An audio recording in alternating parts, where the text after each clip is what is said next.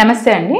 నా పేరు doctor Bhavya Bayana, consultant surgical oncologist, Shri Pooja multi speciality hospital, Habsiguda. So ఈ రోజు నా టాపిక్ కొంచెం వేగ్గా ఉంటుంది. వేగ్ టాపిక్ అంటే అసలు ఈ టాపిక్ చేయాలా వద్దా అని కూడా నేను చాలా డిబేట్ చేసుకొని ఆ తర్వాత I decided that this is a topic కొంచెం important, we have to discuss. ఏంటి అంటే అసలు how much information is too much, అంటే ఎంత ఇన్ఫర్మేషన్ టూ మచ్ అని. నేను కూడా చాలా అవేర్నెస్ వీడియోస్ చేయడం స్టార్ట్ చేశాను, లిటరేచర్ రాస్తున్నాను. సో వేరే వాళ్ళు ఇలా చాలా ఇన్ఫర్మేషన్ ఉంది. మీరు వెళ్ళారంటే ఇంటర్నెట్లో, గూగుల్లో చాలా ఇన్ఫర్మేషన్ ఉంటుంది. ఆ ఇన్ఫర్మేషన్ని ఎలా తీసుకోవాలి, ఎంతవరకు తీసుకోవాలి, అసలు దీనికి ఏంటి, వాట్ ఈస్ ద ఎసెన్స్, దీనివల్ల మనం ఏం ప్రొవైడ్ చేయాలనుకుంటున్నాం దాని గురించి డిస్కస్ చేద్దాం.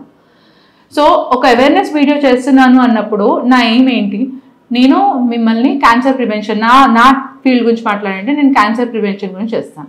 అంటే క్యాన్సర్ ప్రివెన్షన్లో మీకు తెలియాల్సింది ఏంటి, మీకు సిమ్టమ్స్ గురించి తెలియాలి. సిమ్టమ్స్ తెలిస్తే అర్లీగా రికగ్నైజ్ చేసి నా దగ్గరకు రాగలుగుతారు. ఇంకొకటి ఏమైనా ప్రివెన్షన్ ఆప్షన్స్ ఉన్నాయనేది తెలియాలి, దానివల్ల తెలుసుకొని నా దగ్గర. సో నా ఎయిమ్ ఏంటి అంటే మిమ్మల్ని దీంట్లో ఎడ్యుకేట్ చేయడం మాత్రమే. సిమ్టమ్స్ తెలుసుకోవాలి, తొందరగా అర్లీగా నా దగ్గరకు రావాలి. అంతేగాని నేను మిమ్మల్ని డాక్టర్స్ కింద తయారు చేయడానికి కాదు నా ఎయిమ్. అంటే డయాగ్నోసిస్ చేసుకోవాలి. లేదు అంటే ఇప్పుడు ఒక వీడియో చూసి నేను ఒకసారి బ్లడ్ ఇన్ స్టూల్ అనుకోండి, కామన్గా రక్తం మోషన్లో రక్తం పోవడం. సో నేను క్యాన్సర్ సర్జన్ కింద నా వీడియోలో ఏముంటుంది, నేను బ్లడ్ ఇన్ స్టూల్ గురించి డిస్కస్ చేశాను అనుకోండి, కోలోరెక్టల్ అంటే పెద్ద పేక్ క్యాన్సర్ గురించి, వీటి గురించి, క్యాన్సర్స్ గురించి చెప్తాను. అలా అని చెప్పి మోషన్లో రక్తం పడిన వాళ్ళందరికీ క్యాన్సర్ ఉంటుందా? ఉండదు. 99% మందికి మామూలు పైల్స్ కానీ వేరే ఇష్యూస్ ఉంటాయి. చాలా తక్కువ మందికి మాత్రమే క్యాన్సర్ ఉంటుంది. కానీ వీడియోస్ చూడడం వల్ల ఏమవుతుందంటే జనాలకి దే ఆర్ డయాగ్నోసింగ్ ఆ క్యాన్సర్ ఇది నాకు ఉంది అని. రీసెంట్గా నేను అసలు ఈ వీడియో చేయడానికి మెయిన్ కారణం ఏంటంటే నేను rather than being a doctor some times నేను ఒక పేషెంట్ని అవుతాను, నాకు హెల్త్ ఇష్యూస్ వస్తాయి. కొన్నిసార్లు నేను ఒక పేషెంట్ అటెండర్ని, అంటే మా ఫ్యామిలీని మా వాళ్ళని నేను తీసుకొని వెళ్తాను. సో నా స్పెషాలిటీ వరకు నాకు తెలుస్తుంది. అలా అని చెప్పి నేను న్యూరాలజీ ప్రాబ్లమ్స్ వస్తాయి, కొంతమంది కార్డియాక్ ప్రాబ్లమ్స్ వస్తాయి. అలాంటప్పుడు వాళ్ళు ఎలా డీల్ చేస్తున్నారు, వాళ్ళకి ఏమేమి ప్రాబ్లమ్స్ వస్తున్నాయి అనేది నేను లైవ్గా విట్నెస్ చేస్తున్నాను. సో దానివల్ల ఇన్ఫర్మేషన్ వల్ల ఏమేమి ప్రాబ్లమ్స్ వస్తున్నాయి, మీరు ఎట్లా తీసుకోవాలనే దాని గురించి డిస్కస్ చేద్దామని. సో ఏమవుతుందంటే ఒకవేళ మీరు ఒక సిమ్టమ్ గురించి ఎక్స్ప్లెయిన్ చేస్తాం, ఒక వీడియోలో ఏం చేస్తామంటే ఒక కార్పల్ టనల్ సిండ్రోమ్ అనుకోండి, దాని గురించి ఒక సిమ్టమ్ గురించి ఎక్స్ప్లెయిన్ చేస్తాం.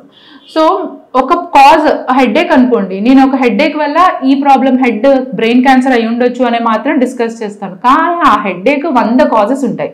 హెడ్ఏక్లో 100 రకాల రీజన్స్ వల్ల హెడ్ఏక్ వస్తుంది. అవన్నీ కలిపి మీరు ఈ ఒక్క వీడియో చూసి డయాగ్నోస్ చేయడం అనేది ఇంపాసిబుల్. సో ఇన్ఫర్మేషన్ ఏంటి అంటే ఒక డాక్టర్ కింద మేము అయ్యి మాకు ఇది నా సబ్జెక్ట్ గురించి నాకు తెలియాలంటే నేను 5 సంవత్సరాలు అంటే ఆల్మోస్ట్ 6 years అవుతుంది మేము ఎంబీబీఎస్ చేసి బయటికి రావాలంటే. ఎంబీబీఎస్ అయిన తర్వాత స్పెషాలిటీ జనరల్ సర్జరీ కానీ ఏదైనా స్పెషాలిటీ చేయాలంటే మాకు అనేది 3 years ఆ స్పెషాలిటీ మటుకే. మధ్యలో ఎగ్జామ్స్ రాయడానికి 1 సంవత్సరం పోతుంది, ఆ తర్వాత దాంట్లో పనిచేస్తాము. ఆ తర్వాత ఆ 3 years తర్వాత ఇప్పుడు నేను సూపర్ స్పెషలిస్ట్, ఇంకో 3 years అండి.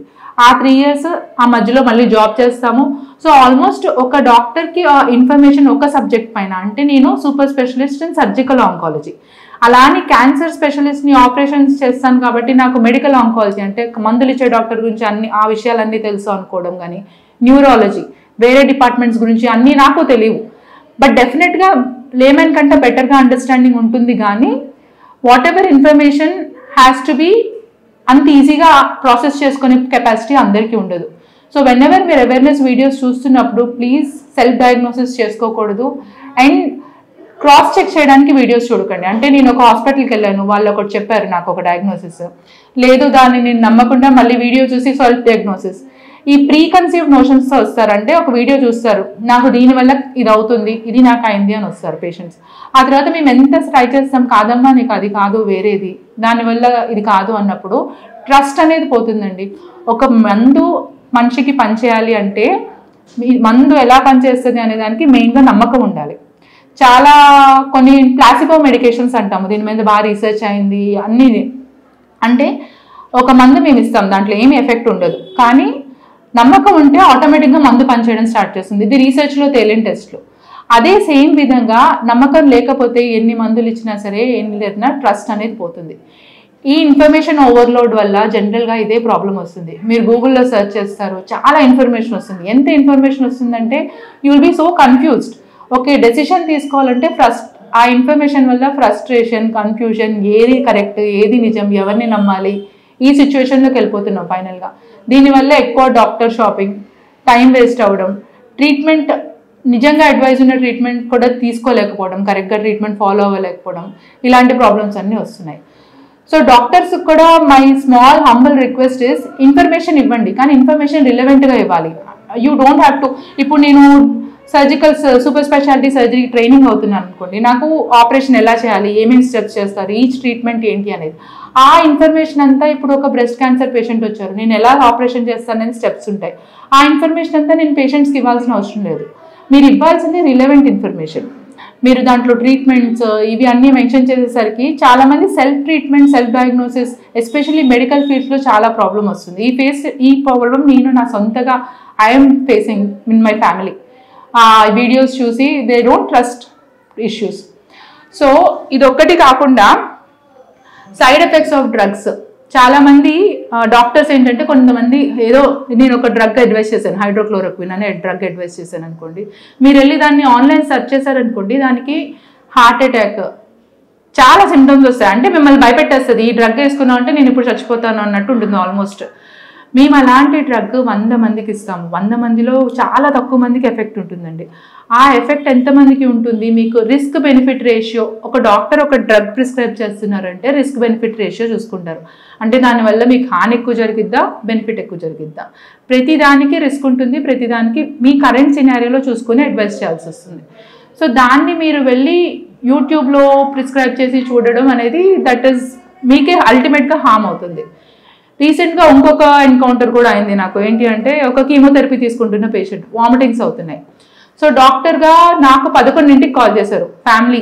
సో 11ంటికి కాల్ చేసినా ఇలా ఆన్సర్ చెప్పాను, తీసుకోండి అని చెప్పాను, అంతా అయిపోయింది, మెడిసిన్ పంపించారు. మళ్ళీ 12ంటికి మళ్ళీ కాల్ చేశారు. ఏంటి అంటే, ఇది స్టిరాయిడ్, వామిటింగ్స్కి ఎందుకు ఇచ్చారు అని.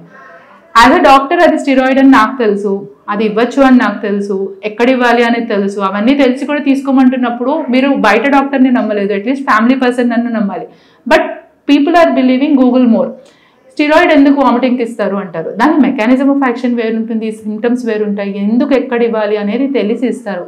మిమ్మల్ని హార్మ్ చేయాలని చెప్పి ఎవరిది మోటివేషన్ ఉండదు.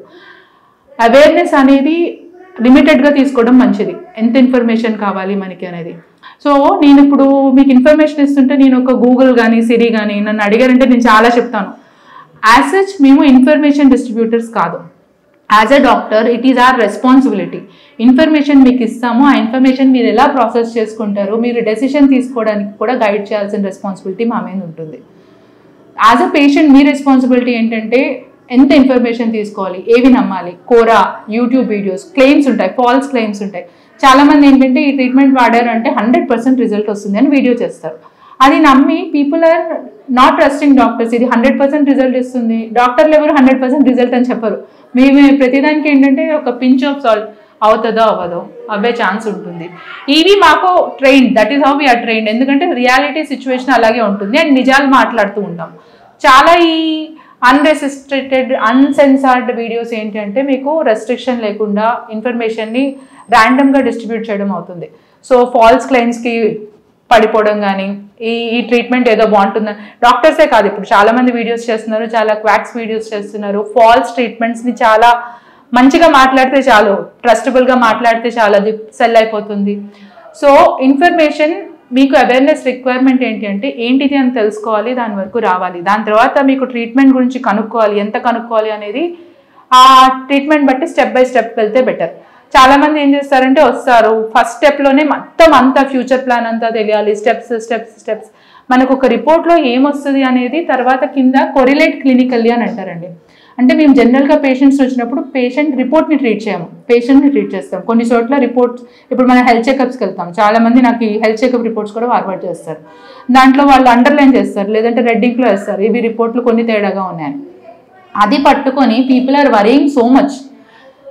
లేదు, కొన్నిసార్లు ఇన్ఫెక్షన్ టెస్టులు చేస్తాము.